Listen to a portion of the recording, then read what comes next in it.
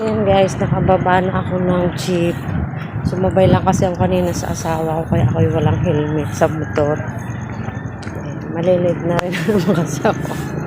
Palagi lang ako guys tanghali. Ang hirap kasi pag nagmamadali na. Pero nandito na ako sa submission yung nilalakaran namin papasok. Kaya sa mga papasok din sa trabaho, dapat palagi maaga gumising. Para hindi tayo nagmamadali katulad ko.